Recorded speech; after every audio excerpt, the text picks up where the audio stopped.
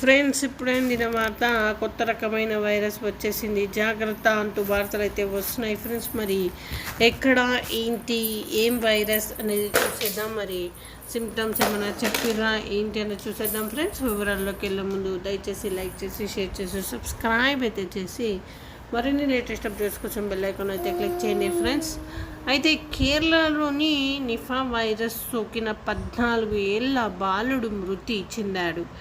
మల్లపురం జిల్లాకు చెందిన బాలుడికి శుక్రవారం నిఫా వైరస్ నిర్ధారణ కావడంతో ఓ ప్రైవేట్ ఆసుపత్రిలో చికిత్స అందించారు. ఈరోజు ఉదయం మూత్రం ఆగిపోయిందని, కాసేపటికి తీవ్రమైన గుండెపోటుతో మరణించినట్లు అధికారులు తెలిపారు.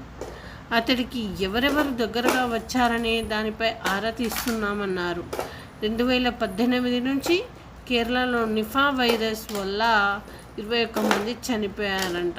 ఇది అంటే పాత వైరసే అన్నమాట. సో ఈ విధంగా వార్తలు అయితే వస్తున్నాయి ఫ్రెండ్స్.